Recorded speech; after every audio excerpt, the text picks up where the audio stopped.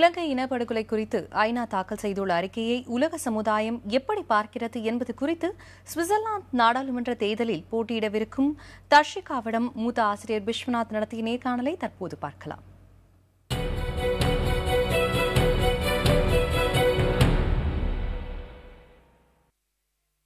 நடைபெறவிருக்கும் சுவிட்சர்லாந்து நாட்டு பாராளுமன்ற தேர்தலில் பேர்ன் மாநிலம் சார்பில் சோசியலிச ஜனநாயக கட்சி சார்பில் போட்டியிடும் வேட்பாளர் தர்ஷிகா நம்மோடு இருக்கிறார். இளைய சமுதாயம் இந்த இனவகாரத்தை எப்படி பார்க்கிறது என்பது பற்றி அவரிடம் கேட்கலாம். தர்ஷிகா, பல்வேறு விதமான தீர்மானங்கள், பல்வேறு கோரிக்கைகள் முன்வைக்கப்படுகின்றன.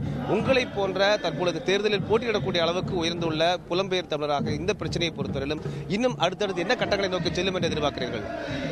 இப்போ ஐநா எடுத்த முடிவுகள் சர்வதேச மட்டத்தில் மட்டும் இல்லாமல் அமெரிக்காவாலேயும் அக்செப்ட் பண்ணப்படணும்.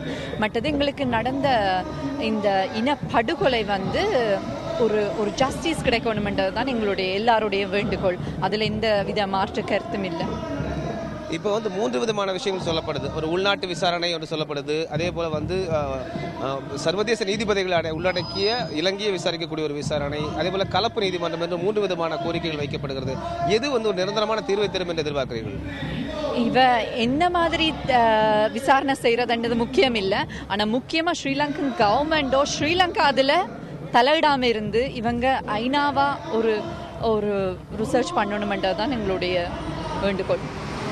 உங்களை பொறுத்தவரையில் அந்த இறுதிப் போரின் போது நடைபெற்ற எந்த விடயங்கள் உங்களை மனதை மிகவும் ஆழமாக பாதித்தன? எதற்கு தீர்வு கண்டே ஆக வேண்டும் என்று நீங்கள் நினைக்கக்கூடியது?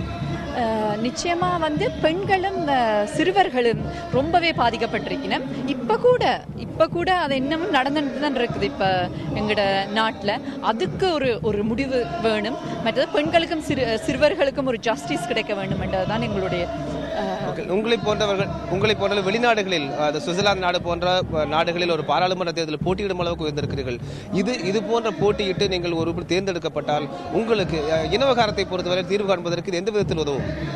இப்போ நாங்கள் இங்கே சுவிட்சர்லாண்டில் 40,000 தமிழ் மக்கள் வாழ்ந்து வருகிறோம். இப்போ இந்த நாங்கள் சுவிஸ் நாடு மட்டும் இல்லாமல் எல்லா நாட்டோடையும் சேர்ந்து நாங்கள் குரல் கொடுப்போம், அழுத்தி சொல்வோம் எங்களோட பிரச்சனையை. அதுலேயே எங்களுக்கு ஒரு பெரிய ஒரு வெற்றியை நாங்கள் காண்போம்ன்றதில் சந்தேகம் இல்லை. எந்த வகையான விசாரணை என்பதை விட ஒரு நிரந்தரமான தீர்வு காணப்பட வேண்டும் என்பதுதான் தர்ஷிகா போன்ற இளையோரின் எண்ணமாக இருக்கிறது. புதிய தலைமுறைக்காக ஜெனீவாவிலிருந்து ஒளிப்பதிவாளர் சதீஷ்குமாருடன் விஸ்வநாத்.